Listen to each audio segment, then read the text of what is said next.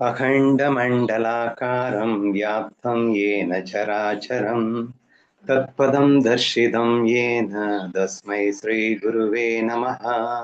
शङ्करं शङ्कराचार्यं केशवं केशवं पादरायणं सूत्रभाष्यकृतौ वन्दे भगवन्तौ पुनः भवन्तौ पुनः। पुनः। ईश्वरो गुरुरात्मेति मूर्तिभेदविभागिने योगवद्यात्मदेहाय दक्षिणामूर्तये नमः। பவித்ர இந்திரயாணி நதி தீரத்தில் மௌலி ஞானேஸ்வர் மகாராஜின் சமாதியில் இன்று சங்தேவ் பசாஸ்தி என்று அவர் எழுதிய நூலை யதாசக்தி யதாமதி என்ற, அதாவது நமக்கு இருக்கின்ற மதியை நமது சக்தியை கொண்டு ஆராய்கின்ற ஒரு வாய்ப்பு கிடைத்திருக்கின்றது. அதன்படி சங்தேவ் பசாஸ்தியில் இன்று நாம் காணவிருப்பது 12வது ஸ்லோகம்.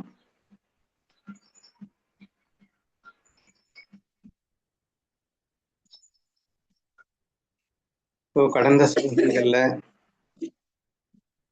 மீண்டும் மீண்டும் நாம் பார்த்து கொண்டு வருவது என்ன அப்படின்னு கேட்டீங்கன்னா, இந்த பிரம்ம ரகசியத்தை வெளிப்படுத்துகிறார். பிரம்ம ரகசியத்தை எப்படி வெளிப்படுத்துகிறார்? பிரம்மம் சத்தியம், ஜெகத் மித்யா, ஜீவனும் பிரம்மமும் ஒன்றே. இந்த ஒரே ஒரு வார்த்தைய ஒட்டுமொத்த இந்த 65 ஸ்லோகங்களாகவே அவர் மாத்தி தந்திருக்கிறாருன்னு சொல்லணும். ஏன்னா அந்த விஷயத்த நம்ம ஆழமா புரிஞ்சுக்கணும் அப்படிங்கிறதுக்காக. அப்போ ஃபர்ஸ்ட் லைன் என்ன? பிரம்மம் சத்தியம் ஜெகத் மித்யான்னு சொல்ல வேண்டியது இருக்கு. இருக்கிறது ஒன்னே ஒண்ணுதான், அது பிரம்மம் மட்டும்தான். ஆனா அதுவே தான் இங்கே உலகமாக விரிஞ்சிருக்கு. ஆனா உலகமா விரிஞ்சிருக்குன்ற அது உண்மைன்னு நீங்க நினைக்க கூடாது அப்படின்னும் சொல்ல வேண்டியது இருக்கு. அதுக்காக உண்மைன்னு நினைக்க கூடாது அப்படின்னா அது பிரம்மத்தை விட்டு தனியா எங்கேயோ புதுசா வந்துருச்சு, ரெண்டாவதா ஒண்ணு வந்துருச்சுன்னு நீங்க நினைச்சிருவீங்க. அப்படிங்கிறதுனால பிரம்மமே தான் இந்த உலகமா இருக்குன்னு சொல்ல வேண்டியது இருக்கு. அதுதான் அவர் 3வது லைன்ல ஜீவனே பிரம்மமாக இருக்கின்றான் அப்படின்னு சொல்லியிருக்காரு. பிரம்மமே ஜீவனாகவும் இருக்கின்றது அப்படிங்கிற வரையும் இந்த ஆதிசங்கரர் சொன்ன வரிகள். ஸோ அந்த 3 அடிகள் அத்வைதத்தின் உச்சகட்ட தத்துவத்தை எடுத்து காட்டுகின்றது அப்படின்னு பார்த்தோம். ஸோ நேற்று நம்ம பார்க்கும்போதும் எப்படி ஒவ்வொரு ஸ்லோகத்திலையும் முன்னாடி இப்படி சொல்றாரு, பின்னாடி இப்படி சொல்றாரு, மறுபடியும் அப்படி சொல்றாரு, மறுபடியும் இப்படி சொல்றாருன்னு சொல்லிட்டு அதனுடைய இம்பார்ட்டன்ஸை ரொம்ப டீட்டெயிலாகவே நம்ம நேற்று பார்த்தோம்.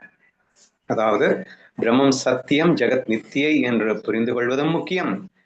ஆனால் இந்த ஒட்டுமொத்த பிரம்மமே உலகமாய் இருக்கின்றது என்று புரிந்து கொள்வதும் முக்கியம் என்ற இந்த 2 விஷயங்கள் கண்டினியூஸாக மீண்டும் மீண்டும் நாம் படித்துக் கொண்டு வருகிறோம். அதன் வரிசையில் இன்று 12வது ஸ்லோகம். From Shiva, pure spirit, down to the earth, all things that appear are actually the illumination of one single consciousness. இப்போது மீண்டும் எது வலியுறுத்தப்படுகிறது என்றால், பிரம்மமேதான் இங்கே காண்பதனைத்தும். சிவம் முதல் பூமி வரை தோன்றும் அனைத்து பொருட்களும் அந்த ஒரே அறிவின் சின்மயத்தின் பிரகாசமே ஆகும். இங்க மீண்டும் இங்கே சொல்லப்படுகிற விஷயம் என்ன? பிரம்மத்தை தவிர இந்த உலகத்துல எதுவுமே இல்லடா. நீ கண்களால் காண்பது அல்லது உன் 5 புலன்களால் நீ உணர்வது, whatever it may be, அல்லது உன் மனதால் அறிவது, உன் புத்தியால் நினைப்பது, புத்தியால் முடிவு செய்வது, என்ன வேணா வச்சுக்கோங்க, அது பிரம்மத்தை தவிர ஒண்ணு இல்லடா. நீ அது வேற இது வேறன்னு நீ சொல்லிக்கலாம். ஆனா பிரம்மத்தை தான் அது வேற இது வேற நீ பேசிக்கிறியே தவிர அங்க பிரம்மத்தை தவிர உன்னால வேற எதையுமே பார்க்க முடியாது. திட்டவட்டமாக இந்த ஸ்லோகம் வலியுறுத்துகின்ற ஒரு விஷயம், பிரம்மம் மட்டுமே இருக்கின்றது, பிரம்மத்தை தவிர வேறு எதுவும் இல்லை அப்படிங்கிற ஒரு விஷயம்தான். சரியா? அதாவது அதை எக்ஸ்ட்ரீமா எப்படி சொல்லியிருக்காரு அப்படின்னா, சிவம் முதல் பூமி வரை அப்படின்னு சொல்லிட்டாரு. இந்த Shivam is considered to be the highest consciousness. அப்புறம் பூமி அப்படிங்கிறது ஒரு நான் லிவிங் திங்கை குறிக்கக்கூடிய ஒரு விஷயம். சரியா? ஸோ அப்போ தி ஜீரோ கான்சியஸ்னஸ்லேருந்து அல்ட்ரா கான்சியஸ்னஸ் வரைக்கும் நீ காணுகின்ற இந்த உலகத்திலே ஓரறிவு, 2 அறிவு, 3 அறிவு, 4 அறிவு, 5 அறிவு, என்ன வேணா எடுத்துக்கோ, தேவர்கள் அசுரர்கள் என்ன வேணா எடுத்துக்கோ, எல்லாமே அந்த ஒரே அறிவின் பிரகாசமே ஆகும் அப்படிங்கிற ஒரு விஷயத்தை தான் சொல்லியிருக்காரு. இந்த இடத்துல இங்க சிவா முதல் பூமி வரை அப்படிங்கிறது, இந்த சிவத்தை நாம் பிரம்மமாக எடுத்துக்கொள்ளணும்னு அவசியம் இல்லை. சிவத்தை நம்ம ஈஸ்வரனா வேணா எடுத்துக்கலாம்னு நினைக்கிறேன். சரியா? ஸோ ஈஸ்வரன் முதல் பூமி வரை மற்றும் அனைத்து பொருட்களும் அந்த ஒரே பரபிரம்மத்தின் பிரகாசமே அப்படின்னு சொல்லிட்டு, ஏன்னா பிரம்மத்தின் முதல் அப்படின்னு சொன்னா கொஞ்சம் கன்ஃபியூஸ்டா இருக்கு. ஈஸ்வரன் ஏன்னா இங்க உலகத்துல பாக்குறதுன்னு தானே சொல்லியிருக்காரு. இப்ப ஈஸ்வரன் தான் உலகத்துல இருக்கான். பிரம்மம் உலகமாவே இல்லையே. பிரம்மம் தான் உலகமா இருந்தாலும் பிரம்மத்தை உலகம் என்று நாம் சொல்லக்கூடாது அல்லவா? பிரம்மம் உலகமாக இருக்கிறது, ஆனால் உலகத்தில் பிரம்மம் இல்லை. உலகத்தில் பிரம்மம் இல்லை. ஸோ தேர்ஃபோர் இந்த இடத்துல பிரம்மம் முதல் அப்படின்னு சொல்றதை விட இருக்கின்ற உயர்த்தி ஹையஸ்ட் வஸ்து இந்த உலகத்திலேயே எது அப்படின்னு கேட்டா ஈஸ்வரன் சொல்லலாம். லோயஸ்ட் வஸ்து அப்படிங்கிறது நான் லிவிங் திங்க சொல்லலாம். ஸோ தேர்ஃபோர் சிவம் முதல் பூமி வரை அப்படின்னு சொல்லி இருக்கிறதா நம்ம புரிஞ்சுக்க ட்ரை பண்ணுவோம். தோன்றும் அனைத்து பொருட்களுமே அந்த ஒரே அறிவின் பிரகாசமே ஆகும். Okay, what is the essence and what is the use of understanding this அப்படிங்கிறத அடுத்து நம்ம பார்க்கணும். இப்படி நம்ம புரிஞ்சுக்கிட்டோம், ஆனா அப்படி வாழ்றோமா? நீ கண்ணில் பார்க்கறது எல்லாத்தையுமே ஒரே அறிவின் பிரகாசமே அல்லது அந்த ஒரே பிரம்மத்தின் பிரகாசமே என்று பார்க்கிறாயா? இன்ஃபேக்ட் இன்னும் ஒரு படி மேல போயிடு, அந்த அறிவின் பிரகாசம் யாரு? நீதான். சோ நானே எங்க அனைத்துமாக இருக்கின்றேன் என்ற ஃபீலிங் நமக்கு வருதா அப்படின்னா இல்லை அப்படின்னு தான் சொல்ல வேண்டியது இருக்கு. பட் இதை கற்றுக்கொள்வதன் வாயிலாக நாம் அதற்கு முயற்சிக்க வேண்டும் அப்படின்னு புரிஞ்சுக்கணும். நீ இந்த உடல் மனம் அப்படின்னு சிக்கி கொண்டிருக்கின்ற வரைக்கும் it is very difficult to see that அந்த ஒரே அறிவின் பிரகாசமே உலகமா இருக்கின்றது அப்படிங்கிறத புரிஞ்சுக்கிறதும் கஷ்டம், அனுபவிக்கிறதும் கஷ்டம். அப்ப அதை புரிஞ்சுக்கிறவனாலும் அனுபவிக்கணும்னாலும் முதற்க நாம் செய்ய வேண்டியது இந்த உடலையும் மனதையும் நான் என்று நினைக்கின்ற அந்த மாயையை உண்மை என்று நம்புகின்ற அந்த மூடத்தனத்தை, முட்டாள்தனத்தை, அறியாமையை, அஞ்ஞானத்தை அதை கண்டிப்பா விளக்கினால் மட்டுமே இங்கே சொல்லப்படுகின்ற இந்த அத்வைத தத்துவம் நமக்கு விளங்கும் என்பதை நீங்கள் புரிந்து கொள்ள வேண்டும். சரியா? அப்போ addiction towards your body and mind அப்படிங்கிறத நீங்க டெஸ்ட்ராய் பண்ணணும். அது பண்ணும்போது உங்களுக்கு என்ன புரியும் அப்படின்னு சொன்னா இது எல்லாமே மாயைன்னு புரியும் அப்படியும் சொல்லலாம். இல்லது இது மாயைன்னு புரிஞ்சதுன்னா அடிக்ஷன் எல்லாமே நஷ்டம் ஆயிடும்னு சொல்லலாம். So it is up to you. சரியா? அப்ப ரெண்டுக்குமே சேர்ந்து கூட நீங்க ட்ரை பண்ணிக்கோங்க. நீங்க அடிக்ட் ஆயிட்டு இருக்கிற வரைக்கும் இந்த உடம்ப நீங்க மாயான்னு புரிஞ்சுக்க முடியாது. நான் அதுதான் திரும்ப திரும்ப சொல்லிட்டு இருக்கேன். பாடியில எவ்வளவு அடிக்ஷன் இருந்தா நான் என்னதான் மாயான்னு ப்ரூவ் பண்ணா கூட யூ வில் நாட் அக்ரி. மீண்டும் மீண்டும் அந்த பாடியில ஒட்டிக்கிட்டு அது எப்படி அது உண்மைதானே, எனக்கு வலிக்குது இல்லை அப்படின்னு தான் சொல்லிட்டு இருப்பீங்களே தவிர நீங்க அதுல இருந்து மீள முடியாது. அடிக்ஷன் இல்லை அப்படின்னா அதை விட்டு வெளியே வர முடியும், விலக முடியும். அப்பதான் உங்களுக்கு புரியவே புரியும் இது உண்மையான வழி கிடையாது, இது சும்மா நாச்சுக்கும், அதுவும் வெறும் எண்ணங்களால் தோற்றுவித்த ஒரு தோற்றம் மாத்திரமே. எண்ணங்களால் தோற்றுவித்த தோற்றம் எப்படி எனக்கு வலிக்கும் அப்படின்னு நீங்க கேட்டீங்கன்னா எகெயின் நேற்று சொன்ன அந்த பெஸ்ட் எக்ஸாம்பிள் தான். மேடை பாடகன் அழுதான், அவன் மனம் வலித்தது, அழுதான். எங்கிருந்து வந்தது? அது வெறும் எண்ணத்தால் அவன் தோற்றுவித்து கொண்ட தோற்றம் தானே அந்த சோகமாக மாறியது என்பதை நான் மறக்க கூடாது. அப்போ ஆட்டோமேட்டிக்கலி இந்த உடம்பில் ஏற்படுகின்ற வழியாகட்டும், மனதில் ஏற்படுகின்ற வழியாகட்டும், இது எல்லாமே எண்ணங்களால் ஏற்படுகின்ற வெறும் தோற்றம் மாத்திரமே என்று நாம் புரிய வேண்டும் என்றால் ஃபர்ஸ்ட் ஆஃப் ஆல் நம்ம உடம்பு இல்லைங்கிறது புரியணும். மனசுங்கிறது ஒண்ணுமில்லாத ஒரு ஜடம்ங்கிறது புரியணும். இந்த அறிவு சுரூபமே இந்த மனதின் மேல் படும்போது அது உணர்வுமயமாக தோற்றமளிக்கின்றது அப்படின்றதெல்லாம் புரியணும்னா ஃபர்ஸ்ட் இந்த பாடி அடிக்ஷன் போகணும். அதற்கு இந்த உலகம் மாயை என்று புரியணும். புரியும் போது கண்டிப்பாக இந்த ஸ்லோகத்தில் இருக்கின்ற ஒரு விஷயம் நமக்கு அனுபவபூர்வமாக சித்தமாகும் அப்படின்னு எடுத்துக்கோங்க. இப்ப எப்படி பிராக்டிஸ் பண்ணலாம் அப்படின்னு ஏதாவது என்கிட்ட கேட்டீங்க அப்படின்னா, நீங்க ஒரு விஷயத்த பாக்குறீங்க, ஒரு மோசமானவனை பாக்குறீங்க, நல்லவனை பாக்குறீங்க, அது எந்த வேணா பாக்குறீங்க, நல்ல வஸ்துக்கள், கெட்ட வஸ்துக்கள். ஸோ வஸ்துக்கள்ல உயர்வு தாழ்வு, மனிதர்கள்ல உயர்வு தாழ்வு என்ன வேணா பார்க்கலாம். பட் பார்க்கும்போது இது ஒரே சைதன்யத்தின் அறிவு பிரகாசத்தின் இருந்து உண்டானதே அப்படிங்கிற அந்த ஒரு ஃபீல் பாட்டை நீங்க கொண்டு வரணும் அப்படின்னு சொல்ல வரேன். இப்ப நீங்க படத்தை பாக்குறீங்க, படத்துல வில்லனை பார்த்தாலும் யாரை பார்த்தாலும் அந்த மாயைன்னு பாக்குறதுனால அவன் மேல உங்களுக்கு வெறுப்பு வர்றதில்லை இல்லையா? இங்க பிரம்மஸ்வரூபமா பாரு, அப்ப மாயான்னு ஆட்டோமேட்டிக்கா புரியும். ஏன்னா பிரம்ம மாயா தான் இப்படி உலகமா தோன்ற முடியும், உண்மையெல்லாம் தோன்ற முடியாது. ஸோ அதை மீண்டும் மீண்டும் ஏற்கனவே வலியுறுத்தியாச்சு. ஸோ பிரம்மம் சத்தியம், உலகம் மித்தியை அப்படிங்கிறது. அப்போ மித்தியாகத்தான் இந்த பிரம்மம் தோன்றுகிறது அப்படின்றத நம்ம புரிஞ்சுக்கணும். நான் கிருஷ்ணா ஃபீல்ட் அடிக்கடி என்ன பேசிட்டு இருக்கேன், நீ யாரை பார்த்தாலும் அதை கண்ணனா பாரு அப்படிங்கிற ஒரு விஷயத்த நான் சொல்லிக்கிட்டே இருக்கேன். ஏன்னா கண்ணனா பார்த்தா மட்டும்தான் நீங்க அந்த பேதங்கள் இருக்கு இல்லையா, அந்த பேதங்களை சிக்க மாட்டேங்க. இவன் கொடூரமானவன், இவன் நல்லவன், அது பேதங்கள் இருக்கு. ஆனா அந்த பேதங்களை நீ சிக்காம இருக்கணும் அப்படின்னா அதுக்கு பின்னணியில இருக்கிறது கண்ணன் தான்.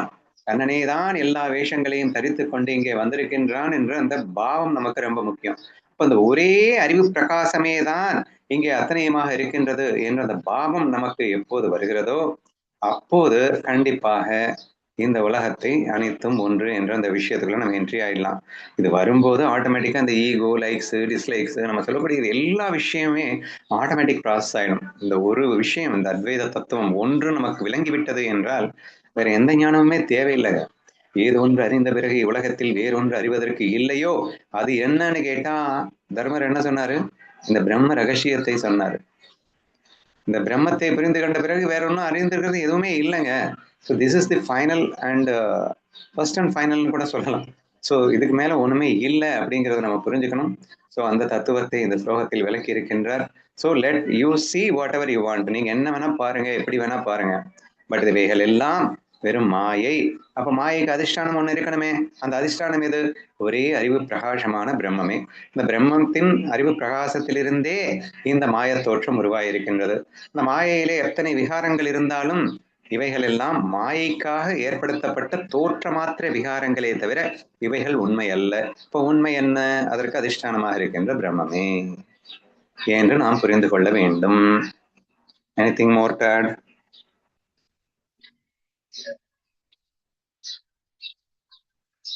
அடுத்து போயிடலாமா? அப்போ 13வது ஸ்லோகம். A wall displays a painting of things that are not real, yet only the wall is truly there. Likewise, consciousness appears as the world. என்ன அழகா ஒவ்வொரு ஸ்லோகமும் மாற்றி மாற்றி மாற்றி அமைகின்றது என்கின்ற அதிசயத்தை நாம் காண்கின்றோம். ஸோ இப்போ கொஞ்ச நேரத்துக்கு முன்னாடி என்ன சொன்னேன் அப்படின்னா, நீ எதை பார்த்தாலும் எப்படி பார்த்தாலும் நீ இங்க இருக்கிறது பிரம்மஸ்வரூபமா பாரு பாரு பாருன்னு ஒரு ஸ்லோகத்துல சொன்னாரா? இப்ப நெக்ஸ்ட் ஸ்லோகத்திலே என்ன சொல்லிட்டாரு அப்படின்னா, அதுக்காக எல்லாமே சத்தியம்னு நீ பார்க்க கூடாது. எல்லாமே பிரம்மஸ்வரூபம் தான், யார் இல்லைன்னு சொன்னது? ஆனால் தோற்றமாக இருப்பது சத்தியம் அல்ல, ஆதாரமாக இருப்பது மட்டுமே சத்தியம். ஆனால் தோன்றிக் கொண்டிருப்பதும் அதுவேதான், தோன்றிக் கொண்டிருப்பதும் அதுவேதான் என்பதற்காக அது சத்தியம் என்று நினைத்து விடாதே. என்ன அழகா அடுத்த ஸ்லோகத்திலேயே மாத்தி போட்டிருக்காரு பாருங்க. சுவரில் வரையப்பட்ட ஓவியம் இல்லாதவற்றை காட்டினாலும், try to understand this line, இல்லாதவற்றை காட்டினாலும் அப்படின்னா என்ன? பொய் தோற்றமாக இருக்கின்றது என்பதை காட்டினாலும் அர்த்தம். இல்லவே இல்லைன்ற ஒரு ஃபீலிங்கே கொண்டு வராரு பாருங்க. இங்க ஒரு சுவத்துல ஒரு தோற்றம் வரைஞ்சிருக்கேங்க. ஒரு பெரிய ஒரு ஆர்டிஸ்ட் வந்து அப்படியே தத்ரூபமா ஒரு பெண், ஒரு ஆண் அல்லது ஒரு குழந்தைகள், அங்கே ஒரு ஏரோப்ளேன் என்னென்னமோ வரைஞ்சு வச்சிருக்கான்னு வச்சுக்கோங்களேன். உண்மையிலேயே அங்க பெண் இருக்கிறாரா? ஆண் இருக்கின்றானா? அந்த ஏரோப்ளேன் இருக்கா? ஸோ அங்கே வரையப்பட்ட வடங்கள் எல்லாம் இன்ஃபேக்ட் அது எல்லாமே 2D 3D தான் உங்களுக்கு புரியும்னு நினைக்கிறேன். அதாவது பிக்சர்ஸ் அப்படிங்கிறது ஒரு பேப்பர்ல நம்ம படம் வரைகிறோம். எக்ஸ் ஆக்சிஸ் ஒய் ஆக்சிஸ் ரெண்டு தான் இருக்கு, டெப்த்தே இல்லை. ஆனா நம்ம கண்ணுக்கு 3D பிக்சர் மாதிரி தெரியுது. தத்ரூபமா மனுஷனே நினைக்கிறேன். மனுஷன் வந்து 3Dங்க, மனுஷன் 2Dல இருக்குல்ல. 2D 3D தான் புரியும்னு நினைக்கிறேன். அதுக்கு மேல எக்ஸ்பிளைன் பண்ணவா? அதாவது ஒரு கியூப் அப்படின்னு எடுத்துக்கிட்டீங்கன்னா அது 3D அப்படின்னு சொல்லலாம். அதுக்கு எக்ஸ் ஆக்சிஸ் இருக்கு, ஒய் ஆக்சிஸ் இருக்கு, இஜெட் ஆக்சிஸும் இருக்கு. அப்படிங்கிறதுனால முப்பரிமாணம் அப்படின்னு ஆங்கிலத்துல சொல்லுவோம். 3D பிக்சர்ஸ் அப்படின்லாம் நீங்க கேள்விப்பட்டிருப்பீங்க. ஆக்சுவலி நம்ம திரைப்படத்துல பாக்குறதே 2D தான். ஏன்னா திரைங்கிறது எக்ஸ் ஆக்சிஸ் ஒய் ஆக்சிஸ் மட்டும்தான் இருக்கு. ஆனா அது வந்து நமக்கு 3Dல, அதாவது ஒரு மனுஷன் வந்து 3D, அவனுக்கு எக்ஸ் இருக்கு, ஒய் இருக்கு, இஜெட் இருக்கு, டெப்த் இருக்கு இல்லையா? ஸோ எல்லாமே இருக்கு ஒரு மனுஷன்ட்ட. ஆனா அந்த மனுஷனை நம்மளால அந்த 2Dல பார்க்க முடியுது. எப்படி முடியுது? தோற்றமா தாங்க பார்க்க முடியும். உண்மை எப்படிங்க இருக்க முடியும்? How could you see the 2D? I mean 3D in a 2Dங்க. புரியுதா எல்லாருக்கும் இந்த 2D 3Dன்னு சொன்னா?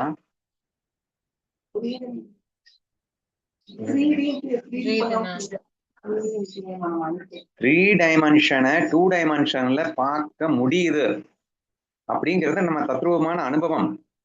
ஒரு 3 டைமென்ஷன் பிகர்ஸ் எல்லாத்தையுமே வெறும் 2 டைமென்ஷன் உள்ள ஒரு திரையில நம்ம பார்க்கிறோம் அப்படிங்கிறது நம்ம அனுபவம். ஆனால் சத்தியமாக இது வாய்ப்பு இல்லைங்கிறது தெரியுது இல்ல? சத்தியமாக வாய்ப்பில்லை. ஆர்டிஸ்ட் லைக் வித்யாவுக்கு கண்டிப்பா தெரியும், சரியா? அவ ஒரு 2Dல அற்புதமா 3D பிக்சரை வந்து உருவாக்குறா அப்படின்னு சொன்னா 100% அது மாயையில தான் பண்ண முடியுமே தவிர உண்மையாக பண்ண முடியாது.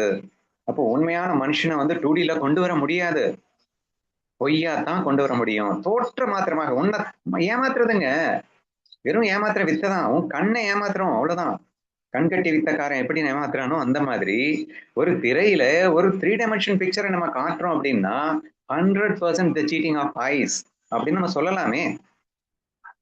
அப்போ முழுக்க முழுக்க பொய்யாக நாம் அந்த சித்திரத்தில் நிஜ மனிதனை போன்ற ஒரு விஷயத்தை நாம் பார்க்கின்றோம் என்றால் பொய்யாகத்தான் பார்க்க முடியும், உண்மையாக பார்க்க இயலாது என்பது எவ்வளவு சத்தியமோ இதை தாங்க அடுத்து சொல்லியிருக்காரு. சரியா? சுவரில் வரையப்பட்ட ஓவியம் இல்லாதவற்றை காட்டினாலும் அப்படின்னா ஏரோப்ளேனை கண்டிப்பா அங்க கொண்டு வர முடியாது, 2Dல 3Dயை கொண்டு வர முடியாது, ஒரு மனுஷனை கொண்டு வர முடியாது. ஆனா அதெல்லாம் என்னது, அப்போ இல்லைன்னு அர்த்தம். ஆனா இல்லைங்கிறதுக்காக அது இல்லாமலா இருக்கு, காட்டுதுல்ல. அப்போ இந்த உலகம் அப்படி தாண்டா இருக்கு, இந்த ஒட்டுமொத்த உலகமுமே உண்மையில இல்லடா, ஆனா இருக்கிற மாதிரி தெரியுதுடா. எப்படி வந்து ஒரு பிக்சர், ஒரு ஓவியம் வந்து உண்மையில அங்க எதுவுமே இல்லை ஆனா எல்லாத்தையுமே இருக்கிற மாதிரி காட்டுதோ, அப்படி இந்த உலகத்துல ஒண்ணுமே எதுவுமே இல்லை ஆனா எல்லாமே இருக்கிற மாதிரி தெரியுது. இந்த விஷயத்துக்கு வந்துட்டாரு எங்க, பிரம்மம் சத்தியம், அடுத்து என்ன சொன்ன, ஜெகத் மித்யா. இந்த பாயிண்ட் ஃபர்ஸ்ட் லைனுக்கு வந்துட்டாரு. So second line first line, second line first line of இந்த ஆதிசங்கரனுடைய வரிகள் அற்புதமாக இங்கே அரங்கேறி கொண்டிருக்கின்றன. அதில் இப்போ இங்க நம்ம படிச்சுட்டு இருக்கிறது ஜெகத் மித்யா அப்படிங்கிற வரியை குறிச்சுட்டி காட்டியிருக்காரு. சுவரில் வரையப்பட்ட ஓவியம் இல்லாதவற்றை காட்டினாலும் அப்படின்னு சொல்லிட்டு அங்கு இருப்பது சுவர் மட்டுமே, பிரம்மம் சத்யாவுக்கு வந்துட்டாரு. சரியா? So what is real, what is truth, what is Sathya அப்படின்னா பிரம்மம் மட்டுமே தான். ஆனால் அதே பிரம்மமே தான், அந்த பிரம்மத்தில் உலக தோற்றம் ஏற்படுகிறது, பிரம்மமே உலகமாக விரிகிறது, எப்படி வேணா சொல்லலாம். சரியா? பிரம்மத்தில் உலக தோற்றம் ஏற்படுகிறதுன்னு சொல்லிக்கோ, அல்லது பிரம்மமே உலகமாக தோற்றத்தை அளித்துக் கொண்டிருக்கிறதுன்னு சொல்லிக்கோ. ஆனா அந்த தோற்றம் உண்மையில் இல்லாதது, ஆனால் இருப்பது போல் தெரிகிறது அப்படின்னு சொல்லி, அது போல அறிவு பிரபஞ்சத்தை அறிவு பிரபஞ்சமாக தோன்றுகிறது. அதுவே அவரே சொல்லிட்டாரு, பிரம்மமே பிரபஞ்சமாக தோன்றுகிறது. இந்த இடத்துல அறிவு என்பது பிரம்மத்தை குறிக்கும் என்று புரிந்து கொள்ளுங்கள்.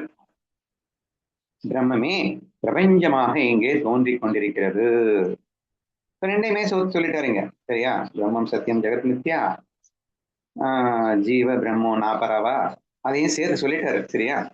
பிரம்மமும் ஜீவனும் ஒன்றே அப்படிங்கிறதையும் சேர்த்தே சொல்லிட்டாரு இந்த பர்டிகுலர் ஸ்லோகத்துல. என்ன அருமையான ஸ்லோகம், மீண்டும் படிக்கிறேன். சுவரில் வரையப்பட்ட ஓவியம் இல்லாதவற்றை காட்டினாலும் அங்கு இருப்பது சுவர் மட்டுமே. இது எக்ஸாம்பிள், திருஷ்டாந்தம். சித்தாந்தம் என்ன, அது போல அறிவு பிரபஞ்சமாக தோன்றுகிறது. அது போல அப்படின்னா என்ன அர்த்தம், பிரம்மம் சத்தியம்னு அர்த்தம், சுவர் மட்டுமே உண்மைன்னு நம்ம அந்த திருஷ்டாந்தத்துல புரிஞ்சுக்கிட்ட மாதிரி இங்க அந்த பிரபஞ்சம், பிரம்மம் மட்டுமே சத்தியம், ஆனால் பிரபஞ்சமாக அதுவே தோன்றி கொண்டிருக்கிறது. அப்படின்னா சுவர்ல இன்னைக்கு ஓவியம் தெரியுது, இப்ப சுவரு தான் அங்க இருக்கக்கூடிய ஒரு ஆணாக பெண்ணாக ஏரோப்ளேனாக என்று தோற்றமளித்தது. எது தோற்றமளித்தது, நல்லா யோசிப்பாங்க. Now that திரைப்படத்தை எடுத்துக்கிட்டீங்கன்னா screen appears to be like 3D model. அங்கே தென்பட்ட அத்தனை 3D பிக்சர்ஸுமே எதில் தெரிந்ததுன்னா திரையில் தெரிந்ததுன்னு சொல்ல வேண்டியது இருக்கு. அப்போ உண்மையில எது எதுவா மாறிச்சுன்னு கேட்டா என்ன சொல்ல வேண்டியது இருக்கு, திரையே அங்க இருக்கக்கூடிய நடிகன் மாதிரி நடிகை மாதிரி எல்லாம் உலகமா மாறிடுச்சா இல்லையா? அப்ப மாறுமா? ஒரு 2D 3D உலகமா மாறுமா? மாறாதுதான். ஆனா மாறின மாதிரி தெரியுது இல்ல என்று நாம் எப்படி புரிந்து கொள்கின்றோமோ அப்படி இந்த பிரபஞ்சத்திலிருந்து உலகம் விரிந்தது. அப்ப உலகம் பொய், ஆனால் அந்த பொய்யான உலக தோற்றம் எதில் இருக்கிறது என்றால் இந்த பிரம்மத்தில் தான் இருக்கிறது அப்படின்னு புரிகிறத விட இன்னும் பெஸ்ட், பிரம்மமே பிரபஞ்சமாய் விரிந்திருக்கின்றது அப்படின்னு சொல்லணும். சரியா? அப்ப ஸ்ட்ரைட்டாவே ஈஸியா புரியுது, பிரம்மம் பிரபஞ்சமா விரியவே முடியாது, சாத்தியமே இல்லை. சுவர் நீங்க ஒரு பெண்ணாகவோ ஆணாகவோ ஏரோப்ளேனாகவோ சுவர் மாறவே முடியாது, ஆனா தோற்ற மாத்திரமாக அது இருக்க முடியும் என்று நாம் எப்படி சுவரே எக்ஸாம்பிள்ல புரிஞ்சுக்கிறோமோ அதே மாதிரி இந்த பிரம்மம்ன்றது உலகமா மாறவே முடியாது, ஆனால் தோற்ற மாத்திரமாக அந்த பிரம்மமே தான் இங்கே உலகமாக இருக்கின்றது என்ற தத்துவத்தை மிக அழகாக நாம் புரிந்து கொள்வதற்கு எந்த விதமான ஆட்சேபனும் இல்லை என்று நான் நினைக்கின்றேன். ஓகே தானே? சோ இந்த பர்டிகுலர் ஸ்லோகத்துல இரண்டையும் சேர்த்தே உள்ளடக்கி நமக்கு இங்க அழகாக கொடுத்திருக்கிறார் அப்படின்னு நம்ம புரிஞ்சுக்க ட்ரை பண்ணுவோம். நம்ம வேதரிக் மெத்தட் அணுவே மெத்தடு அதுதானே நான் இங்க சொல்றேங்க. இல்லவே இல்ல இன்னொன்னு அதுவே தோற்ற மாத்திரமா இருக்கு, ரெண்டும் சொல்ற மாதிரி இருக்கு. அது இங்க கொண்டு வரலாமா அப்படின்னு தெரியலையே. இல்லாதவற்றை காட்டினாலும் அப்படின்னு தான் வந்திருக்கு. இல்லவே இல்லைன்னு சொல்லல, இல்லவே இல்லைன்னாலும் தெரியுது அப்படின்னு சேர்ந்தே சொல்லியிருக்காரு. ஸோ இது எனக்கு தெரிஞ்சு இது அணுவை மெத்தட சொல்லி காட்டுற மாதிரி தான் இருக்கு. ஸோ இல்லவே இல்லை என்று நிரூபிப்பதற்காக சொல்லவில்லை, இல்லவே இல்லைதான் ஆனாலும் அது தெரிகிறது, அதனால் இதுவே அதுவாக இருக்கிறது, அறிவே பிரபஞ்சமாக தோன்றுகிறது என்ற ஒரு விஷயத்தை தான் இங்கே புரிய வைத்ததாக நான் உணர்கின்றேன். ஓகேண்ணா. So we'll go to the 14th one. A lump of sugar may be molded into different shapes, but the sweetness remains the same. So is the consciousness in the world. Okay. Brahmam Satyam Jagat Mithya. ஜீவனே பிரம்மமே ஜீவனா இருக்கின்றது என்ற இந்த இரண்டு வார்த்தைகளில் இந்த ஸ்லோகம் இந்த இரண்டு அடிகளில் எந்த அடியை குறிக்கின்றது? சுதா ஐடென்டிஃபை பண்ணிட்டு நீயே பேசு. நான் தமிழ்ல இன்னும் ரீட் பண்ணவே இல்லை. வெள்ளத்தை எந்த உருவமாக செய்தாலும், listen to me carefully, வெள்ளத்தை எந்த உருவமாக செய்தாலும் அதன் இனிப்பு மாறுவதில்லை. அது போலவே உலகில் உள்ள அறிவு ஒன்றே. இந்த இடத்துல அறிவு அப்படின்னு நீங்க என்ன புரிஞ்சுக்கணும்? பிரம்ம உணர்வு அப்படின்னு புரிஞ்சுக்கணும். சரியா? சோ பிரம்ம உணர்வு தான் இங்க அறிவு அறிவு என்று சொல்லப்படுகிறது. நீங்க don't get confused in that. ஏன்னா இங்கிலீஷ்ல தெளிவா இருக்கு. So is consciousness in the world. Consciousness அப்படின்னாலே ஆக்சுவலா தமிழ்ல உணர்வுன்னு மொழிபெயர்த்தினீங்கன்னா இன்னும் சூப்பரா இருக்கும். பட் இங்கே அறிவு என்று மொழிபெயர்க்கப்பட்டுள்ளது. ஸோ தப்பு ஒன்றும் இல்லை. Understand it carefully and now try to explain Sudha. நான் முதல்ல திஷ்டாந்தம் அந்த எக்ஸாம்பிள் என்ன சொல்றாங்க அப்படின்னா, ஸ்வீட் வெல்லம் இருக்கு, அந்த வெள்ளத்துல ஒரு 10 விதமான டிஷ் பண்றோம் அப்படின்னா எல்லாமே ஸ்வீட்டா தான் இருக்கும். அந்த வெள்ளத்தினுடைய டேஸ்ட் தான் எல்லாத்துலயுமே இருக்கும். சோ அதே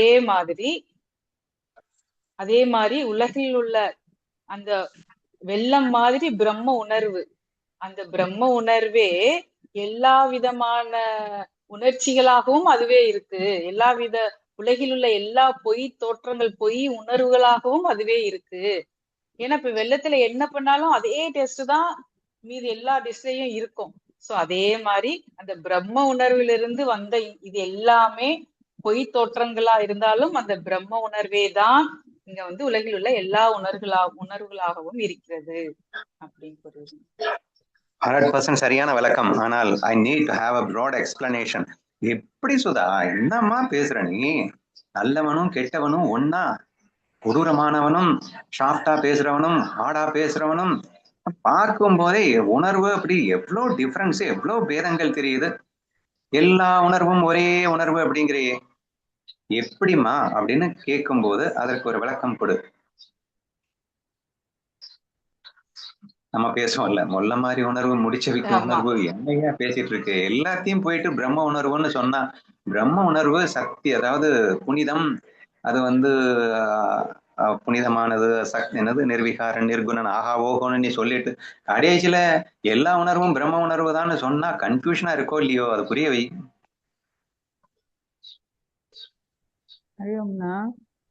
வெள்ளத்துல சக்கரை பொங்கல் பண்றோம், கொழுக்கட்டை பண்றோம், பூர்ணம் வச்சு கேசரி பண்றோம், கார விழிச்சல் பண்றோம். என்ன பண்ணாலும் அந்த வெள்ளத்தோட அந்த சுவைதானா அது எல்லாத்துக்குமே சுவை ஊட்டுது. நீங்க வேற அப்புறம் அந்த எண்ணங்கள், அந்த முடிச்சவிக்கு புறம்போக்கு எல்லா எண்ணங்களும் அந்த பேஸ் பண்ணி தானே வருது. அப்ப அதுதானே அவன் தானே, அது அவன் இல்லைன்னு அது வராதே. அப்ப எல்லாமே அவனோட உணர்ச்சிகள் தானே. இல்ல கொஞ்சம் கொஞ்சம் சூப்பரா எக்ஸ்பிளைன் பண்ற, அதை இன்னும் தெளிவா சொல்லலாமே. இன்னொரு அண்ணா ஜெயஸ்ரீ கிருஷ்ணா இன்னொன்னு சொல்லு. பண்ணலாம். அந்த கீதா சொன்ன மாதிரி மோதகத்துல எல்லாத்துலயுமே நம்ம வந்து அந்த வெள்ளத்துடைய இனிப்பை பார்க்கிறோம்.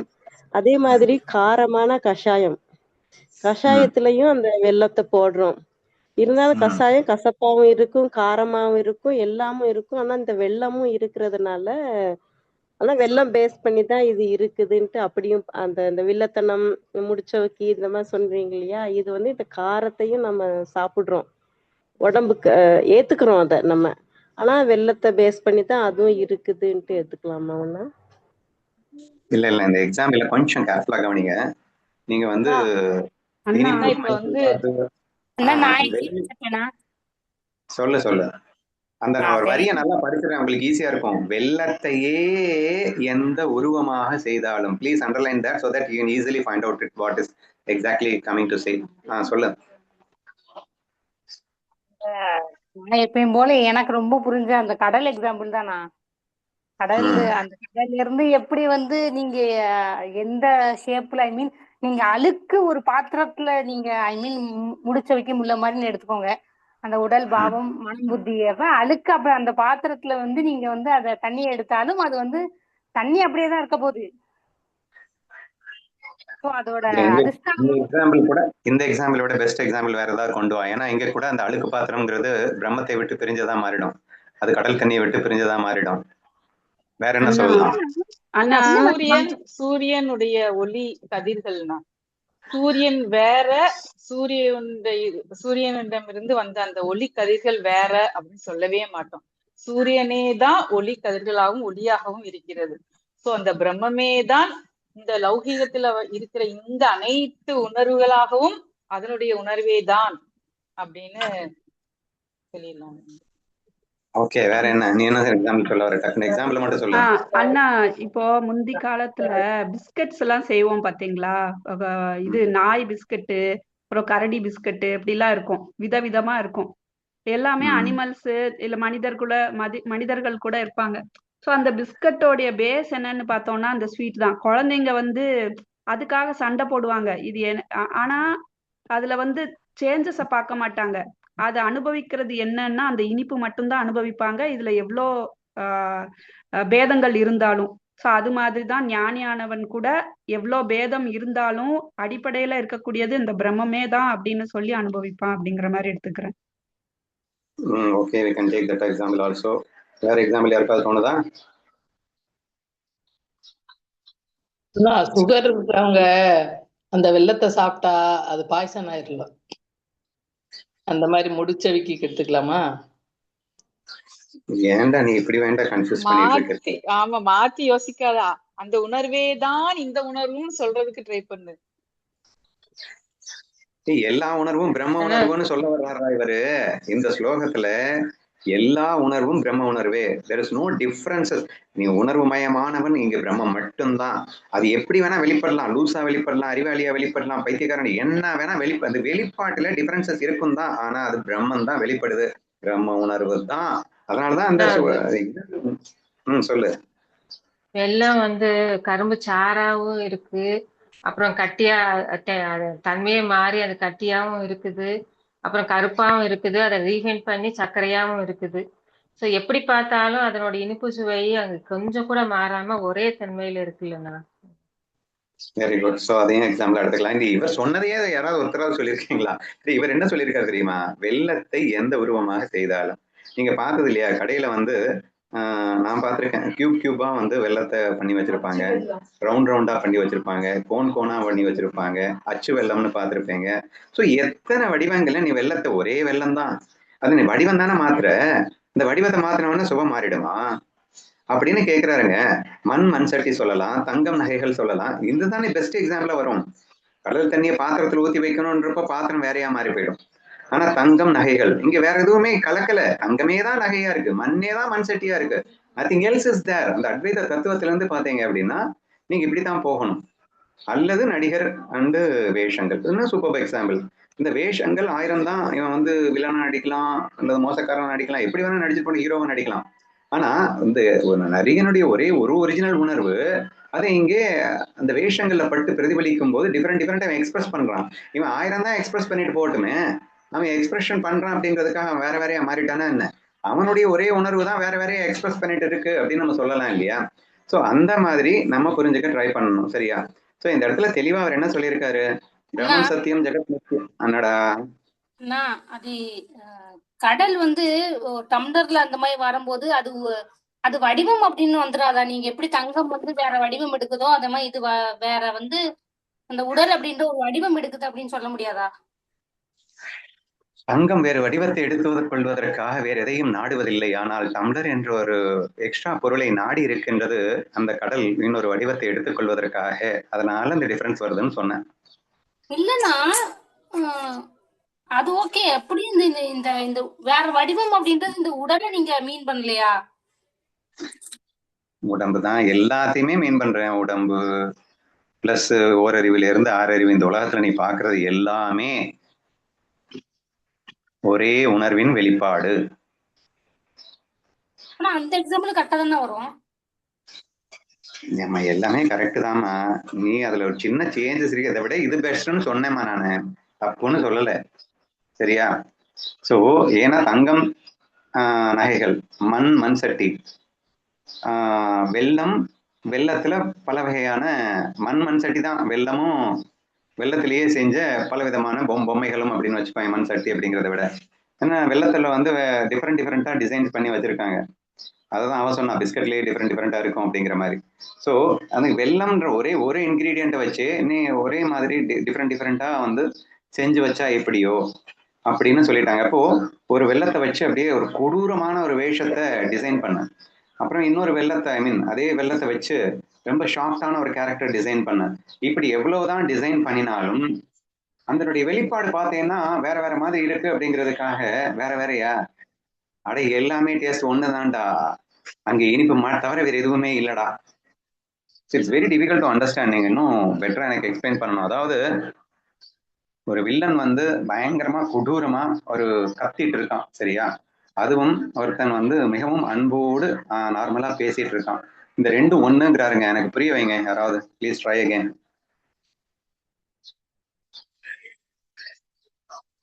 எப்படிங்க ரெண்டும் ஒன்னாகும்?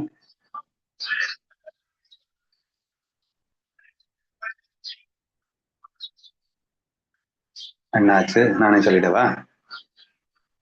நானும் நீங்களும் போட்டி போட்டுட்டு வந்தேன். உணர்வு இருக்க போய் தானே ரெண்டு பேருமே முதல்ல பேசுறாங்க. உணர்வே இல்லாட்டி பேச மாட்டாங்க. சோ அந்த உணர்வுடைய வெளிப்பாடுதான் ஒரு இடத்துல அமைதியாகவும் ஒரு இடத்துல வில்லன் கேரக்டராகவும் இருக்கே தவிர அந்த அந்த உணர்வு இல்லாம இது இல்ல. உணர்வின் ஜஸ்ட் வெளிப்பாடுதான் ரெண்டு வித நமக்கு வந்து பார்க்கும்போது வேற மாதிரி தெரியுது. உணர்வுதான். அப்படியே போன ஸ்லோகத்தோட அப்படியே கம்பேர் பண்ண, சுவரில் வரையப்பட்ட ஓவியம் அதோட கம்பேர் பண்ண.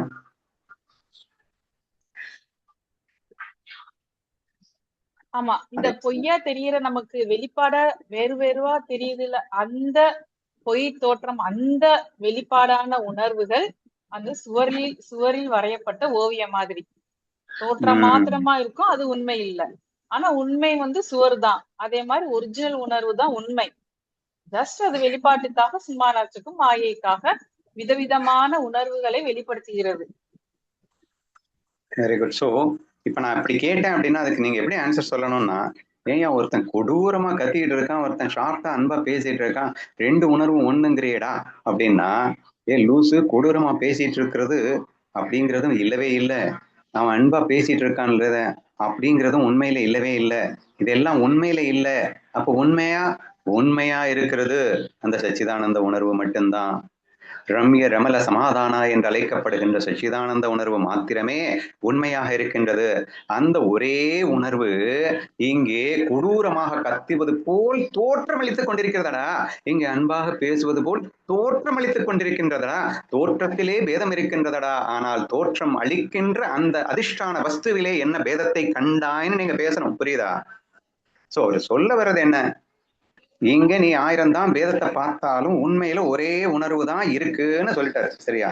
வெள்ளம் எக்ஸாம்பிள் மூலியமா அவர் என்ன சொல்றாரு, எத்தனை உருவமாக செய்தாலும் அப்படின்னா எத்தனை உணர்ச்சிகளாக இங்கே வெளிப்படுவதை நீ பார்த்தாலும், கொடூரமாக, இனிமையாக, எத்தனை விதமாக நீ வெளிப்படுவதை பார்த்தாலும், ஆனா உலகில் உள்ள ஒரே அறிவு ஒன்றே. எங்க அப்படி இங்க இனிப்பு எப்படி ஒரே இனிப்பே தான் எல்லா டிஃப்ரெண்ட் கொடூரமான இனிப்பான சாஃப்டான அந்த வேஷங்கள் இருக்கோ, இனிப்பு ஒன்றே போலே இங்கே உணர்வு ஒன்றே தான் அப்படின்னு ஸ்ட்ராங்கா சொல்லிட்டாரு. அப்ப எப்படி புரிஞ்சுக்கிறது அப்படின்னு கேட்டீங்கன்னா, பிரம்ம உணர்வுன்றது ஒண்ணுதான், அதுதான் ரியலு, அதுதான் சத்திய உணர்வு. அப்போ நீ கொடூரமா கத்திட்டு இருக்கிறதும் அதேதான், இங்க ஷாஃப்டா அன்பா பேசிட்டு இருக்கிறதும் அதேதான், பயந்து நடுங்கிட்டு இருக்கிறதும் அதேதான், கோபத்தை கொப்பளித்துக் கொண்டிருப்பதும் அதேதான். இங்கே எத்தனை உணர்வுகள் வெளிப்பட்டுகின்ற போதிலும் அந்த வெளிப்பாடு உண்மை இல்லப்பா, அது தோற்றமப்பா, தோற்றத்தை ஏற்படுத்தி கொண்டிருப்பது அதிஷ்டானமான பிரம்மமப்பா என்று நீங்கள் புரிந்து கொண்டால்தான் நீங்கள் தெளிவாக புரிந்து கொள்ள முடியும் அப்படின்னு சொல்ல வரேன். நான் கிளாஸஸ்ல அந்த அத்வைதத்தை பேசும்போது எல்லா உணர்வும் அதுதானே அப்படின்னு நான் சொல்ல வரும்போது முல்ல மாதிரி உணர்வு எல்லாமே பிரம்ம உணர்வு தானேங்க என்று நான் எதை வைத்து சொல்லுகின்றேன்? அதிஷ்டானத்தில் உணர்வு மயமாக இருப்பது அது மட்டுமே. அப்ப இதை எப்படி டிஸ்கஸ் பண்ணினோம்? மனம் என்பது கருவி என்று சொன்னோம், ஜடவஸ்து என்று சொன்னோம். அப்போ அந்த ஒரிஜினல் என்ன சொல்றது, ஒரிஜினல் கான்சியஸ்னஸ் பிரம்ம உணர்வு இந்த மனங்களில் பட்டு பிரதிபலிக்கும் போது அப்படின்னு ஒரு வார்த்தையை சொன்னோமா இல்லையா? அதற்கு சித்தாபாஸ் என்று பெயர் வந்ததுன்னு சொன்னோம், சரியா? ஆனா சித்தாபாசும் பிரம்ம உணர்வும் ஒன்னேன்னு நிரூபிச்சமா இல்லையா? மனங்களில் பட்டு பிரதிபலிக்கும் போது அது வேறு வேறாக வெளிப்படுகிறது, வெளிப்பாடு வேற என்பதற்காக அது பிரம்ம உணர்வு இல்லைன்னு நீங்க சொல்லிடாதீங்க. சித்தாபாசன் இங்கே விதவிதமாக வெளிப்படுத்துகின்றான் என்பதற்காக பிரம்ம உணர்வும் சித்தாபாசும் வேறு வேறன்னு சொல்லிடாதே. சொன்னமா இல்லையா? ஒரு நடிகன் இருக்கின்றான் என்றால் அதுதான் ஒரிஜினல் உணர்வுன்னா, அவன் வேஷத்தை போட்டதுக்கு அப்புறமா டிஃபரெண்டா வெளிப்படுத்துறான். அவன் வெளிப்படுத்தும் போது அது டிஃபரெண்டா தான் இருக்கும் அப்படிங்கிறதுக்காக அது எல்லாமே அந்த நடிகனுடைய உணர்வு இல்லைன்னு நினைச்சிடாத. இன்ஃபேக்ட் உண்மை என்னன்னா அது நடிகனுடைய உணர்வு மட்டும்தான் இருக்கு, அவன் வெளிப்படுத்தினதுதான் பொய்யா இருந்தது, அதுதான் இல்லைன்னு வேணா சொல்லிக்கோ. எது இல்லைன்னு சொன்னான்? அவன் கோவப்பட்டது இல்லைன்னு சொல்லலாம், அவன் அன்பா நடந்துகிட்டது இல்லைன்னு சொல்லலாம், கொடூரமா நடந்துகிட்டது இல்லைன்னு சொல்லலாம். ஆனா இவையெல்லாம் இல்லாத ஒன்றை இருப்பதாக காட்டிக் கொண்டிருந்தது எதுன்னு கேட்டா அது நடிகனுடைய ஒரிஜினல் உணர்வு தானே. அப்ப இருக்கிறது அந்த ஒரே உணர்வு தான் இப்படி எல்லாமுமாக தோற்றமளித்துக் கொண்டிருக்கிறது என்பதை நீங்கள் புரிந்து கொள்ள வேண்டும் என்றுதான் நம்ம இதுவரைக்கும் டிஸ்கஸ் பண்ணியிருக்கோம். அது ரொம்ப சூப்பர்பா.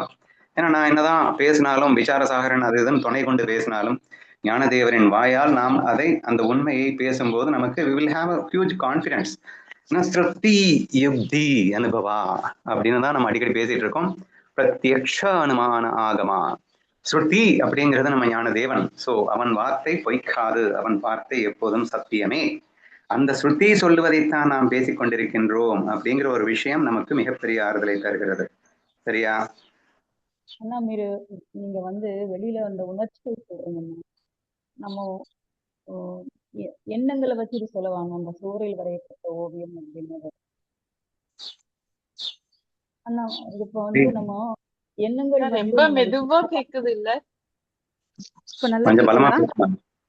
சரி, நான் ஸ்லோவா பேசுறேன். கேக்குது இல்லன்னா? கேக்குது, பேசு.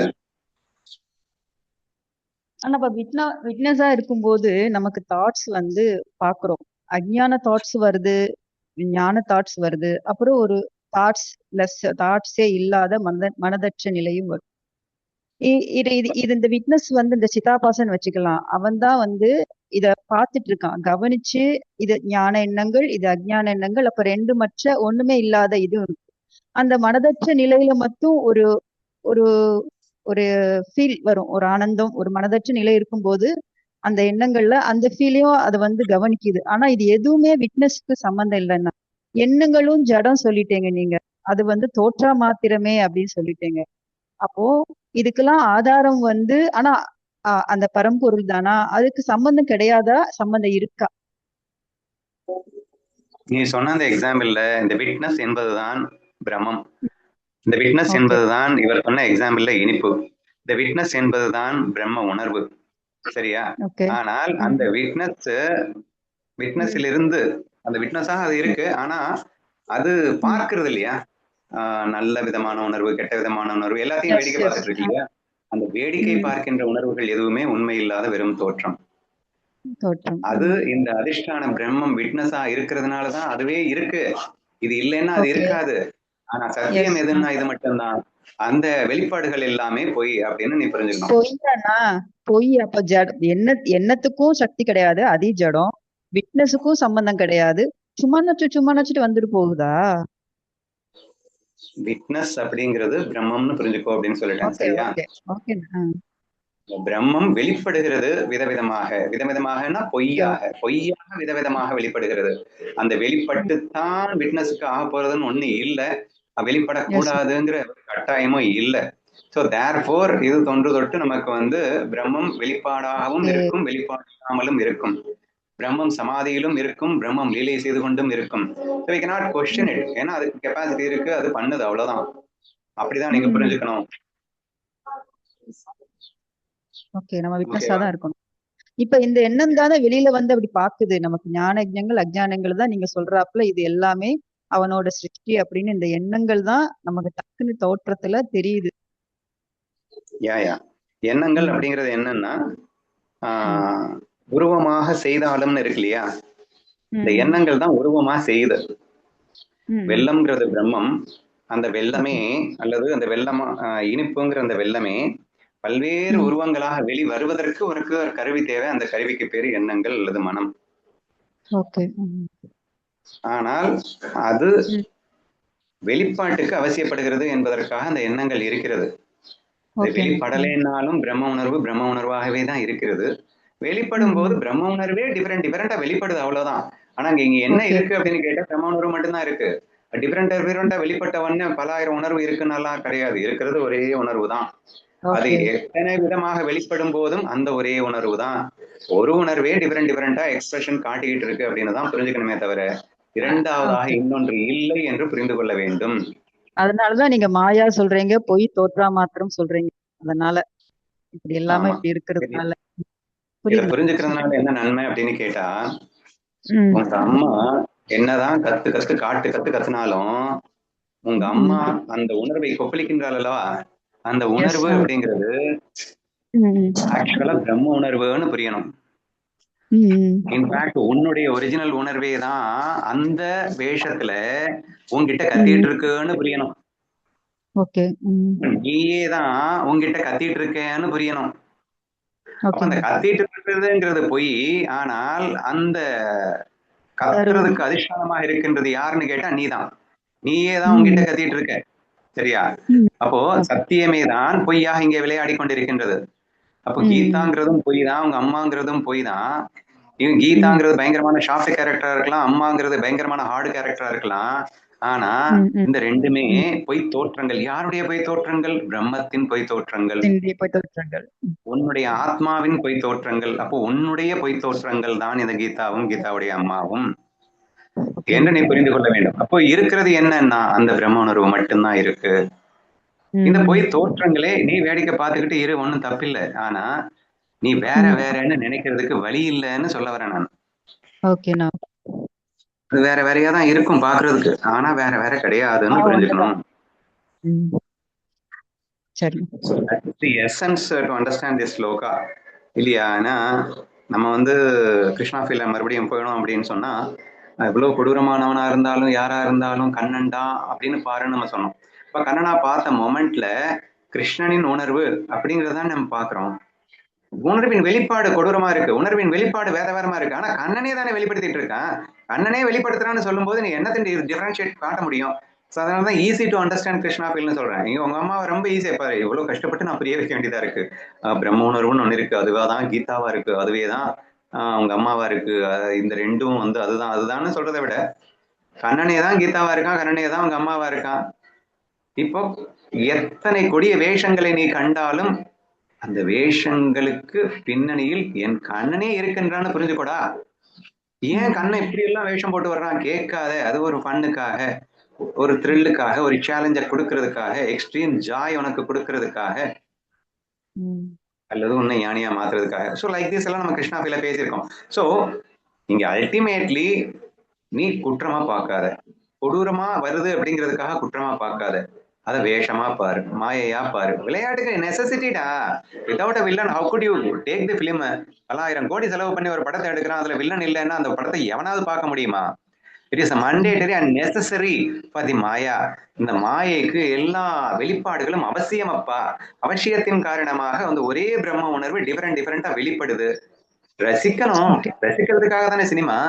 அதை ரசிக்க விட்டுட்டு அது உண்மைன்னு ஒண்ணு யாரும் நம்ப சொன்னா, உண்மையான நம்பிட்டு அதுல போய் உட்காந்துட்டு அழைச்சோம்னா தட் இஸ் அவர் மிஸ்டேக். இது அறியாமையினால் ஏற்படுகின்ற ஒரு விளைவு.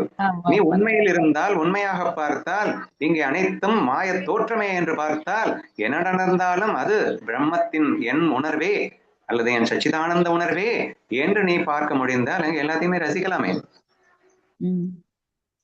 கீதாவிற்குள் எழுகின்ற உணர்வுகளாகட்டும் அல்லது மற்றவர்களுக்குள் எழுகின்ற வெளிப்பாடுகளாகட்டும் அனைத்தையும் ஒன்றடி மன்றடியாக நீ ரசிப்பதற்காகத்தானே நீயே உலகமாக விரிந்திருக்கின்றாய்.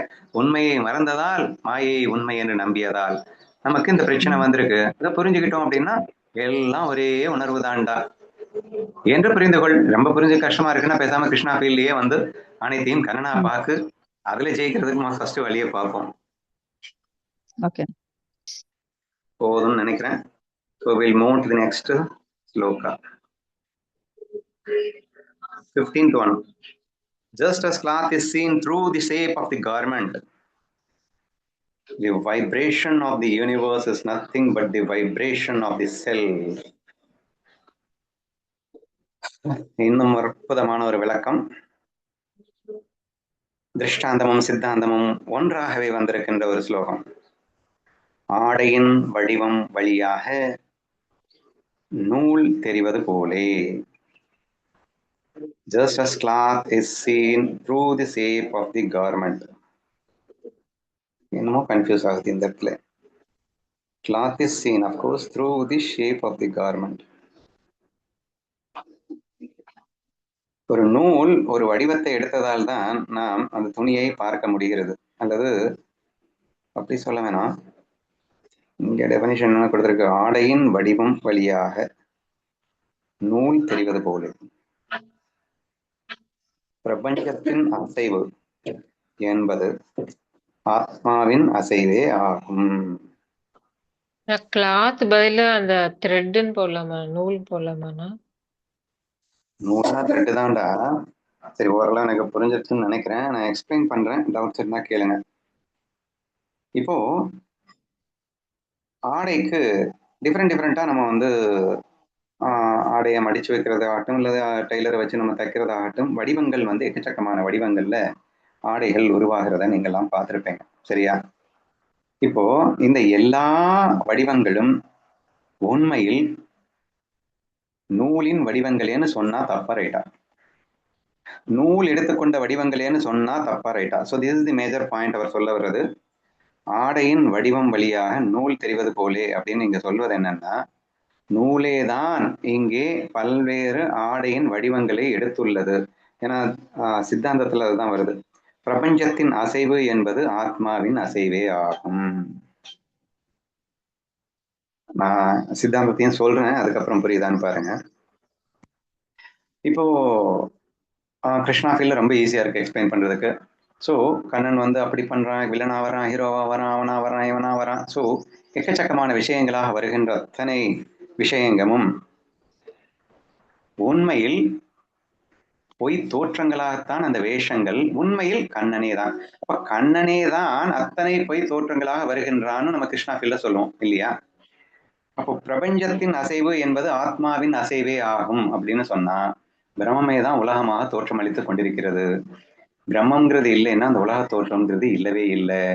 அப்போ உலக தோற்றம் அப்படிங்கிறது இந்த இடத்துல உலகத்தின் அசைவு, இந்த பிரம்மத்தின் அசைவே உலகத்தின் அசைவு என்பதாக சொல்லப்பட்டிருக்கிறது. ஏட் அனதர் ரொம்ப டீட்டெயிலா அந்த தங்கமே நகையா இருக்கு அப்படின்னு சொல்லக்கூடிய அந்த எக்ஸாம்பிள்ஸோட லிங்க் பண்றாரு. பிரம்மம் சத்தியம் ஜெகத் நித்யான்னு சொல்ல வரல. சரியா? ஏன்னா நம்ம இந்த 2 வரிகளை மாத்தி எந்தெந்த ஸ்லோகத்துல எதை சொல்ல வர்றாருன்னு புரிஞ்சுக்கிட்டாங்கன்னா உங்களுக்கு கன்ஃபியூஷனே ஆகாது. இந்த ஸ்லோகத்தில் அவர் நிரூபிக்க வருவது என்னன்னா, பிரபஞ்சமும் உலகமும் ஒன்றே, பிரபஞ்சம் வேற உலகம் வேற கிடையாது. இந்த ஒரு விஷயத்த ஸ்ட்ராங்கா அணித்தரமா அடிக்கணும் அப்படிங்கிறது மட்டும்தான் இந்த ஸ்லோகத்தின் நோக்கம். சரியா? ஸோ பல ஸ்லோகங்கள்ல அந்த உலகம்ங்கிறது மித்தியை மாயை அப்படிங்கிறத ப்ரூஃப் பண்ணியிருப்பாரு.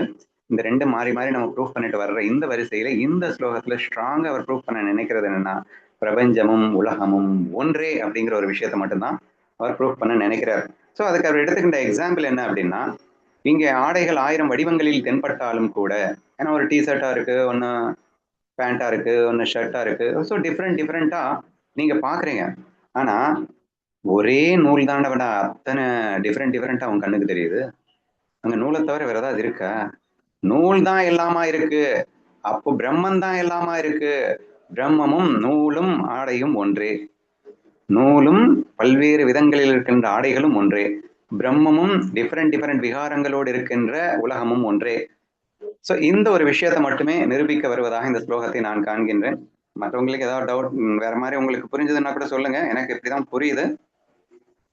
ஸோ பிரபஞ்சத்தின் அசைவு என்பது ஆத்மாவின் அசைவே ஆகும்.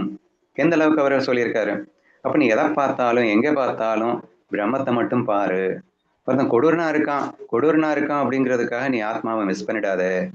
ஏன்னா கொடூர வேஷத்துல இருக்கிறது ஆத்மா மட்டுமேன்னு பாரு. வேஷம்ங்கிறத மென்ஷன் பண்ணல.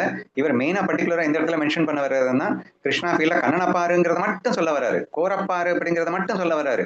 கோருதானடா ரோலா இருக்கு. எத்தனை ரோலை பார்த்தாலும் அது கோருதானடா அந்த ரோலா வந்திருக்கு. கண்ணன் தானடா எல்லா வேஷத்துலயும் வந்திருக்கான். நீ கண்ணனை பாரு என்று ஒரு ஆணித்தரமாக குறிப்பதற்காக கொடுக்கப்பட்ட ஸ்லோகமாக இது அமைகிறது என்று நான் நினைக்கின்றேன். ஸோ ஆடையின் வடிவம் வழியாக நூல் தெரிவது போலே பிரபஞ்சத்தின் அசைவு என்பது ஆத்மாவின் அசைவே ஆகும். ஸோ இந்த திருஷ்டாந்தத்துல ரொம்ப தெளிவா இருக்கு. சாரி, சித்தாந்தத்துல, எக்ஸாம்பிள் இல்லை, அந்த எக்ஸாம்பிளினுடைய நம்ம புரிஞ்சுக்க வேண்டிய தத்துவத்துல மிக தெளிவாக இருக்கின்றது. அந்த எக்ஸாம்பிள் மேபி டிரான்ஸ்லேஷன்ல கோளாரா இருக்கலாம், நான் மறுபடியும் பார்த்துக்கிறேன். Just as cloth is seen through the shape of the garment அப்படின்னு கொடுத்துருக்கு. இங்கிலீஷ்லயும் அவ்வளோ தெளிவா இல்லை, தமிழ்லையும் அவ்வளோ தெளிவா இல்லை. But the universe is nothing but the vibration of the self அப்படிங்கிறதுலையோ அல்லது பிரபஞ்சத்தின் அசைவு என்பது ஆத்மாவின் அசைவே என்ற அந்த சித்தாந்தத்துல நமக்கு கிளியர் கட்டா ஒரு ஐடியா கிடைக்குது. ஸோ இந்த எக்ஸாம்பிள் அவர் சொல்ல நினைக்கிறது அப்படிங்கிறது வேற ஒன்றும் இல்லை. புலன்களாலும் மனதாலும் புத்தியாலும் நீ அனுபவிக்கின்ற அத்தனை அனுபவங்களும் ஆத்மாவின் அனுபவங்களே, ஆத்மா வெளிப்பாட்டின் அனுபவங்களே. ஆத்மா ஒன்றே இங்கே ஆயிரமாக வெளிப்பட்டு கொண்டிருக்கிறது. நீ உலகத்தை பார்த்தாலும், 1000 விகாரங்களை பார்த்தாலும், ஆயிரக்கணக்கான குணங்களை பார்த்தாலும், குணங்கள்ல ஒட்டிட்டு இருக்கிறவங்களை பார்த்தாலும், குணாதீதன்களாக இருக்கிறவங்களை பார்த்தாலும், இப்படி எக்கச்சக்கமான நீ உணர்வுகளை பார்த்தாலும் அத்தனையும் பிரம்ம உணர்வு அப்படின்னு சொல்றதை விட நான் ஒருவனே, எனது ஒரே சச்சிதானந்த உணர்வே இப்படியெல்லாம் இருக்கின்றது என்று காண வேண்டும் என்பதுதான் இந்த ஸ்லோகத்தின் நோக்கம். சரியா? அப்போ ஸ்லோகத்தை அண்டர்ஸ்டாண்ட் பண்ணிக்கிட்டோம். The purpose of understanding the shloka, you should feel everywhere you are there. ஒரு கொடூரமா ஒருத்தன் வர்றான் அப்படின்னா நீயே தான் வர்றேன்னு நீ பார்க்கணும். அது எவ்வளவு கெட்டவனா வர்றாலும் அல்லது என்ன நடந்தாலும் நீயே தான் அங்கே அந்த வேஷத்திற்காக அப்படி வந்து கொண்டிருக்கிறாய் என்று நீ பார்க்க வேண்டும். ஏனென்றால் அங்கே உணர்வு இல்லை என்றால் அங்கே எதுவுமே இல்லை. உன் உணர்வு தான் இங்கே இப்படி எல்லாமாக இருக்கின்றன என்று புரிந்து கொள்ள வேண்டும். இதை நம்ம அடிக்கடி என்ன சொல்லுவோம் அப்படின்னா, டீப் ஸ்லீப்ல ஏதாவது இருந்ததாடா? ஒரு மண்ணு இல்லை, கண் வெளிச்சதும் உலகம் விரிகிறது அப்படின்னா என்னடா அர்த்தம்? உணர்வு, தூங்கிக் கொண்டிருந்த உன் உணர்வு விழித்த மாத்திரத்திலே அந்த உணர்வே தான் இங்கே உலகமாக மாறி இருக்கின்றது அப்படின்னு ஏன் புரிஞ்சுக்க கூடாது? ஏன்னா உலகம் அப்படிங்கிறது நீ கண்ணை மூடின அடுத்த செகண்ட் இல்லை அப்படின்னா என்ன அர்த்தம்? மனசை ஆஃப் பண்ண அடுத்த செகண்ட் இல்லை அப்படின்னா, அப்போ இந்த மனம் என்ற மாயா சக்தியை கொண்டு எது விரிகிறது? தூங்கிக் கொண்டிருந்த அந்த ஆத்ம உணர்வே தான் இப்போது உலகமாக விரிகிறது. மனசை யூஸ் பண்ணாதப்போ உலகமா விரியல, மாயா தோற்றம் தெரியல. அப்போ இந்த மனசுங்கிற கருவியை நீங்க என்னவா வச்சுக்கலாம்? ஒரு பிலிமா வச்சுக்கலாம், அல்லது ஆமா பிலிமா தான் வச்சுக்கணும் நீங்க. சரியா? அப்போ ஒளியா வச்சுக்கிறது எது? தூங்கிட்டு இருக்கு அந்த ஒளி விழிச்சதும் அந்த பிலிம்ல படுது, மனசு எந்திரிக்கிறது, பிலிம்ல படுது, டிஃப்ரெண்டா அப்பியர் ஆகுது. டிஃப்ரெண்டா அப்பியர் ஆயிடுச்சு அப்படிங்கிறதுக்காக உன்னுடைய உணர்வு இல்லைன்னு நீ சொல்லிட முடியுமா? ஒருவனின் இப்ப நீ பாக்குற உலகம், உனக்கு அனுபவம் ஆயிட்டு இருக்கிற உலகம், உன் உணர்விலிருந்து அனுபவமாகிட்டு இருக்கின்ற உலகம் நீதானே, அது நீதானே எல்லாமமாக இருக்கின்றாய் என்று நீங்கள் புரிந்து கொள்ள முயற்சிக்கலாமே அப்படின்னு சொல்ல வரேன். இதுல யாராவது டவுட்ஸ் இருந்தா கேளுங்க. நான் புதுசா என்ன சொல்லிட்டு இருக்கேன் அப்படின்னா, ஆழ்ந்து தூங்கிக் கொண்டிருக்கும் போது ஒரு உணர்வில் இருந்தாய் அல்லவா, அந்த உணர்வு விழித்தவுடன் அப்படின்னா அந்த உணர்வு பிலிமிலே பட்டவுடன் அப்படின்னு அர்த்தம். மனம் அப்படிங்கிறது தான் பிலிம். ஸோ அந்த பிலிமிலே பட்டவுடன் ஒரு உலகமாக விரிகிறது அப்படின்னு பாக்குறோம். அந்த உலகமாக விரிந்தது அப்படிங்கிறது உண்மையா? இல்ல. இந்த ஆழ்ந்த உறக்கத்தில் இருக்கின்ற அதே உணர்வு இப்போது விதவிதமாக வெளிப்படுகிறது என்பதற்காக அது வேற வேறன்னு நீங்க சொல்லிட முடியுமா? உன் உணர்விலிருந்து மட்டுமே கிளம்பிய இந்த விஷயம் வேறு வேறு என்று சொல்லிவிட முடியாதது போல. இது உங்களுக்கு புரியலைன்னா கனவு எக்ஸாம்பிள் ரொம்ப சூப்பரா புரியும். நீங்க கனவு தூங்கிட்டீங்க, கனவு காண ஆரம்பிக்கிறீங்க, அங்க ஒரு பிரபஞ்சம் உருவானது. அங்க பிரபஞ்சத்துல எக்கச்சக்கமான கொடிய உணர்வு, நல்ல உணர்வு, கெட்ட உணர்வு, லட்சக்கணக்கான உணர்வு இருக்கலாம். அது எல்லாமே தூங்கிக் கொண்டிருந்த உன் உணர்வு தானே. உன் உணர்வே தான் அங்கே ஒரு பிரபஞ்சமாக தோற்றம் அளித்துக் கொண்டு பலவிதமாக சேஷ்டைகள் செய்து கொண்டு என்னென்னமோவா இருந்தது அப்படின்றதுக்காக அது வேற வேறன்னு சொல்லிடுவியா? சொல்ல முடியாதல்லவா? இப்ப அனைத்தும் நானே அப்படிங்கிறது எப்படி கனவில் உண்மையோ அதே போன்றுதான் இந்த பிரபஞ்சத்தில் அனைத்தும் நான் என்று புரிந்து கொள்ள முயற்சி செய். இப்படி நான் சொல்லிட்டு இருக்கும்போது நீங்க ஜீவன்ல இருந்தே யோசிச்சீங்கன்னா உங்களுக்கு மண்டைக்கு ஏறாதுங்க. நீங்க பரபிரம்மமா யோசிச்சீங்கன்னா தான் உங்களுக்கு மண்டைக்கு ஏறும். நீங்க உடனே ஜீவ கல்பனையில நான் ஈஸ்வரன் எல்லாம் நான் ஆக முடியாதுன்னு சொன்னீங்க. ஈஸ்வரன் எல்லாம் இருக்குல்ல இந்த நிஜ உலகத்துல, கனவுலையும் கற்பனையிலையும் அதெல்லாம் இல்ல இவர் என்ன இப்படி சொல்றாருன்னு யோசிக்காதீங்க. இங்க நான் என்று நான் கூறிக்கொண்டிருப்பது பிரம்மத்தை, பிரம்மத்தின் கல்பனையை. இங்கே நீ ஆழ்ந்த உறக்கத்தில் நீ செய்த கற்பனை எப்படி உலகமாக விரிந்ததோ அப்படி நீ பிரம்மம், நீ ஜீவன் அல்ல. நீ பிரம்மமாக இருந்து செய்கின்ற கல்பனையிலே உருவானதுதான் ஈஸ்வரனும் இவ்வுலகத்தில் உள்ள எல்லா ஆயிரக்கணக்கான ஜீவன்களும். இப்படி எல்லா ஆயிரக்கணக்கான ஜீவன்களின் வெளிப்பாடும் சரி, ஈஸ்வரன் வெளிப்பாடும் சரி, அத்தனையும் அந்த பிரம்மத்தின் வெளிப்பாடு என்ற அடிப்படையிலே நான் இங்கே உனது உணர்வே தான் இங்கே விரிகிறது, உனது உணர்வே தான் இங்கே விரிகிறது என்று சொல்லிக் கொண்டிருக்கின்றேனே தவிர நீ ஒரு பர்டிகுலர் ஜீவனாக இந்த ஸ்ரீகாந்தாக நீ மனசுக்குள்ள நினைச்சுக்கிட்டது தூங்கிட்டு இருக்கும் போது ஒண்ணும் இல்லை, தூங்கி விழிச்சதுமே உலகம் தெரியுது, அது எல்லாத்துக்கும் நான் தான் பொறுப்புன்னுக்கிறாரே, அதுக்கு ஈஸ்வரன் பொறுப்பு இல்லையா, மற்ற ஜீவன்களுக்கு பொறுப்பு இல்லையா என்றெல்லாம் ஆய்வு செய்ய ஆரம்பித்து விடாதீர்கள்.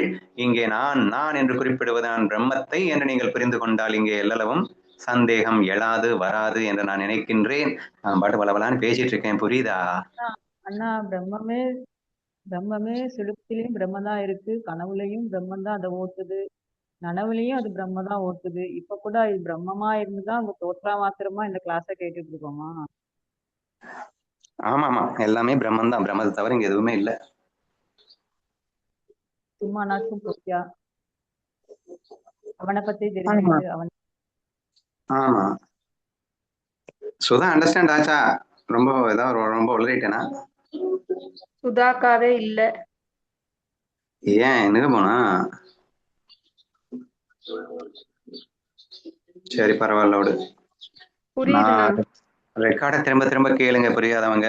ஐ don't think that I have did any wrong. நான் கரெக்டாக தான் பேசுனேன் எனக்கு தோணுது. ஸோ நீங்க வேணா புரியலைன்னா திருப்பி கேட்டு பாருங்க, கண்டிப்பா புரியும். ஓகேவா?